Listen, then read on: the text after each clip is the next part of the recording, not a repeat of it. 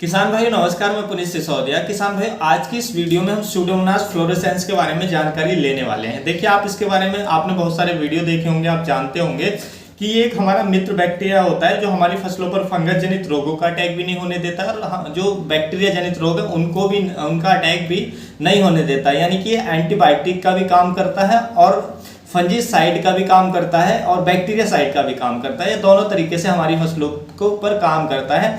देखिए इसका जब हम अपने खेतों के अंदर उपयोग करते हैं तो ये क्या है, हमारी फसलों की जो रूट्स होती हैं जड़ों के पास कॉलोनी बनाकर अपने आप को वहां पे डेवलप करता है, क्योंकि वहां से इसे भोजन मिलता रहता है और रहने के लिए स्थान मिल जाता है। और हमारी रूट्स पे जो हमारे पौधे की जड़ है उन पे कोई भी बैक्टीरिया हानिकारक फंगस अटैक करती है तो ये उसको खत्म करने का काम करता है, जिससे हमारी फसलों में की रूट्स में कोई भी हमें डिजीज देखने को नहीं मिलते। यानी कि फंगस जनित रोग जो हमारी सॉइल बाउंड डिजीज आते हैं हमारे फसलों के अंदर वो हमें देखने को नहीं मिलेंगे और उसके साथ साथ और बैक्टीरिया जनित रोग भी आपको नहीं देखने को मिलेंगे।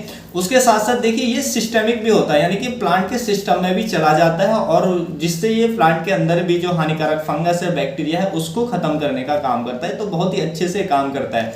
स्यूडोमोनास से बेस्ट रिजल्ट ट्राइकोडर्मा से बेस्ट इसका रिजल्ट देखने को मिलता है हमें स्यूडोमोनास का। यानी कि ट्राइकोडर्मा की बजाय आपको स्यूडोमोनास का ज्यादा से ज्यादा उपयोग अपने खेतों के अंदर करना चाहिए, क्योंकि ये दोनों तरह के रोगों को हमारी फसलों पर कंट्रोल करता है। हमारे फसलों पर जो दो रोग आते हैं वो दो वजह से ही आते हैं, या तो बैक्टीरिया जनित होते हैं या फंगस जनित होते हैं, और ये दोनों को ही कंट्रोल करता है। यानी कि बैक्टीरिया जनित रोगों को भी कंट्रोल करेगा, फंगस जनित रोगों को भी कंट्रोल करेगा। लेकिन जो हमारा ट्राइकोडर्मा होता है वो केवल फंगस जनित रोगों पर काम करता है। इसलिए जो हमारा स्यूडोमोनास है इसका यूज ज्यादा बेस्ट रहता है हमारे फसलों के अंदर, हमारे खेतों के अंदर। तो देखिए हाँ, ये कौन कौन से पर्टिकुलर डिजीज को कंट्रोल करता है यदि हम नाम के साथ आपको बताएं तो देखिए विल्ट पे बहुत अच्छा काम करता है। विल्ट के लिए आपको क्या करना है, इसको सॉइल में चलाना है, ड्रिंच करना है या सॉइल ट्रीटमेंट करना है। वो उपयोग कैसे कैसे करना है वो मैं आपको आगे बताऊंगा।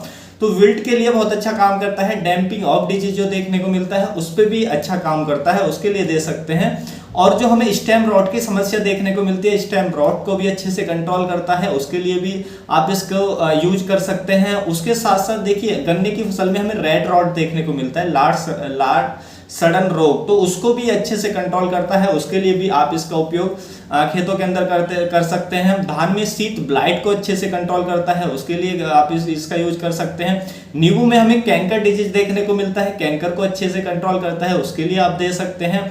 उसके साथ साथ देखिए कैंकर के साथ साथ जो हमें एक और बैक्टीरियल डिजीज देखने को मिलता है, कैंकर भी एक बैक्टीरियल डिजीज है जो नींबू वर्गीय फसलों में आता है। उसके साथ साथ गोभी में, फूल गोभी में या बंद गोभी में जो ब्लैक रॉट डिजीज देखने को मिलता है, ये भी एक बैक्टीरिया आधारित रोग होता है, यानी कि बैक्टीरिया जनित रोग होता है। तो इसको भी अच्छे से कंट्रोल करता है। ब्लैक रॉट के लिए आप इसको स्प्रे भी कर सकते हैं और ज्यादा से ज्यादा सॉइल में भी आप अपनी फसलों के अंदर दे सकते हैं। उसके साथ साथ ये ब्लाइट्स पे अच्छा काम करता है। जो लीफ ब्लाइट हमें देखने को मिलता है उसको भी अच्छे से कंट्रोल करता है। लीफ स्पॉट को भी अच्छे से कंट्रोल करता है, लीफ स्पॉट के लिए भी आप दे सकते हैं। और भी बहुत सारे रोग हैं जिन पर ये काम करता है, यानी कि बहुत सारे रोगों पर ये बहुत अच्छे से काम करता है। बैक्टीरिया जनित रोगों पर भी काम करेगा और फंगस जनित रोगों पर भी काम करेगा। उसके साथ साथ देखिए नेमाटोड्स को भी कंट्रोल करने का काम करता है। जी हाँ, यदि आपके खेतों में नेमाटोड्स की समस्या है तो उस पर भी ये प्रभाव डालता है, यानी कि नेमाटोड्स की समस्या को भी कम करने का ये काम करता है जो हमारा स्यूडोमोनास फ्लोरेसेंस मित्र बैक्टीरिया होता है। अब देखिए आपको इसका स्प्रे कब करना है, कैसे करना है ये जान लीजिए। देखिए ज्यादा से ज्यादा आप इसका यूज जब करेंगे तो प्रिवेंटिव में कीजिए। प्रिवेंटिव में आप केमिकल फंजीसाइड का यूज करते हैं तो बिल्कुल नहीं करना चाहिए आपको। ये जो हमारा स्यूडोमोनास है इसका ज्यादा से ज्यादा प्रिवेंटिव में आपको यूज करना चाहिए, क्योंकि बैक्टीरिया जनित रोगों का अटैक भी नहीं होने देगा, फंगस जनित रोगों का भी अटैक नहीं होने देगा। तो देखिए जब आप इसका प्रिवेंटिव में यूज करेंगे तो आपको अपनी फसलों के अंदर रोग देखने को ही नहीं मिलेंगे। तो इसलिए इसका जो प्रिवेंटिव में बहुत ही अच्छा रिजल्ट हमें देखने को मिलेगा। हाँ, यदि आपकी फसल में डिजीज का अटैक हो चुका है तो फिर आपको केमिकल पे जा सकते हैं, क्योंकि फिर हम रिस्क नहीं ले सकते अपनी क्रॉप में। तो उस टाइम पे आप केमिकल को स्प्रे करके और तुरंत डिजीज को कंट्रोल कर सकते हैं। लेकिन यदि आप प्रिवेंटिव में इनको यूज करेंगे, जो हमारा स्यूडोमोनास फ्लोरेसेंस है मित्र बैक्टीरिया है, तो आपको जो रोग है वो आपको अपनी फसलों के अंदर देखने को ही नहीं मिलेंगे।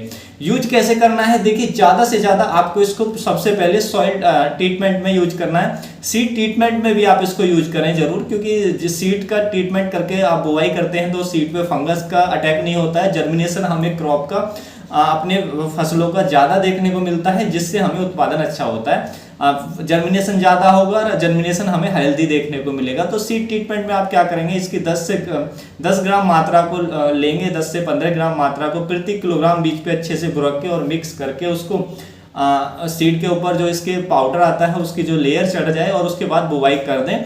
जो सीड है आपको यही ध्यान रखना है, जितने भी हम बायो एजेंट्स का उपयोग करते हैं तो डायरेक्ट सनलाइट में नहीं आने चाहिए, क्योंकि डायरेक्ट सनलाइट में जो यूवी रेज होती हैं जो सन के अंदर आती हैं, सूर्य के किरणों के अंदर आती हैं, वो इस पर प्रभाव डालती हैं, जिससे ये ज़्यादा टाइम तक जीवित नहीं रह सकता, यानी कि इसकी ग्रोथ पर विपरीत असर वो डालती हैं। तो इसलिए डायरेक्ट सनलाइट के जो कांटेक्ट में है ये हमारा नहीं आना चाहिए, बस ये आपको ध्यान रखना है।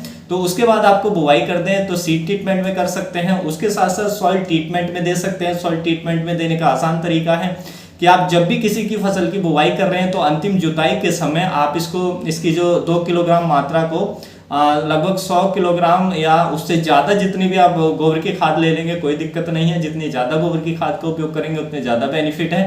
तो 100 केजी गोबर की खाद आपको कम से कम लेनी है, तो उसमें 2 केजी जो हमारा स्यूडोमोनास है उसको अच्छे से मिक्स करें और उसके बाद आप उसको खेत में अच्छे से बुरक कर छिड़क कर अंतिम जुताई के समय खेत में मिला दें। उसके बाद किसी भी फसल की बुवाई कर दें।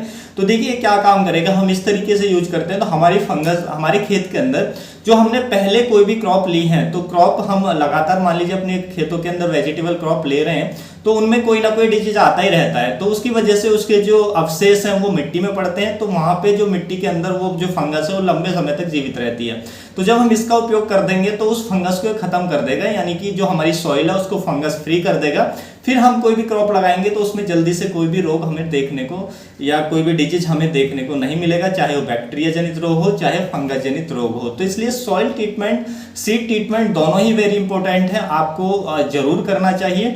तो इस तरीके से आप इसको सॉइल ट्रीटमेंट में दे सकते हैं। उसके साथ साथ देखिए हम स्यूडोमोनास का स्प्रे में भी यूज कर सकते हैं प्रिवेंटिव में, यानी कि आपकी फसलों में रोग नहीं है तो प्रिवेंटिव में आप समय समय पर इसका स्प्रे लेते रहें, 15 दिन में एक बार ले लें, कोई दिक्कत नहीं है और अच्छा ही हमें इसका जो रिजल्ट देखने को मिलेगा, क्योंकि ये इको फ्रेंडली है। कोई भी नुकसान इसका हमारी फसलों पर, हमारे एनवायरनमेंट पे या हमारी भूमि पर या मनुष्य पे देखने को नहीं मिलता है। तो स्प्रे आप इसका कर सकते हैं समय समय पर फसलों के अंदर। स्प्रे में कैसे यूज करना है, तो इसकी 5 से 6 ग्राम मात्रा को पर लीटर पानी में मिलाकर आप स्प्रे में यूज कर सकते हैं। स्प्रे आपको इवनिंग टाइम में करें, क्योंकि इवनिंग टाइम में क्या होगा, जब इवनिंग टाइम में आप करेंगे तो उसको पूरा नाइट मिल जाता है अपने आप को डेवलप करने का या प्लांट के अंदर एंटर करने का। तो वो डायरेक्ट जैसे ही अगले दिन धूप निकलेगी तो तब तक जो बैक्टीरिया है अपना काम कर चुका होगा, वो प्लांट के अंदर जा चुका होगा और अपना वो जो उसका रिजल्ट है वो दिखाना शुरू कर देगा। लेकिन आप मान लीजिए हैवी सनलाइट में करते हैं, तेज धूप में करते हैं, तो फिर उतना अच्छा रिजल्ट देखने को नहीं मिलता है। तो इसलिए इवनिंग टाइम में आप इसका स्प्रे करें तो काफ़ी अच्छे रिजल्ट आपको देखने को मिलेंगे। बहुत सारे जो डिजीज हैं, जो रोग हैं, वो आपको अपनी फसलों के अंदर देखने को नहीं मिलेंगे। और देखिए उसके साथ साथ आप चाहें तो इसको खड़ी फसल में भी दे सकते हैं। मान लीजिए आपकी खड़ी फसल है तो उसमें भी आप गोबर की खाद में इसको मिक्स करेंगे और खड़ी फसल में इस तरीके से इसका बुरकाव भी कर सकते हैं, जैसे हम यूरिया या डीएपी को छिड़कते हैं उस तरीके से आप बुरकाव कर सकते हैं। उसके बाद इरिगेट कर देते हैं तब भी अच्छा काम करता है।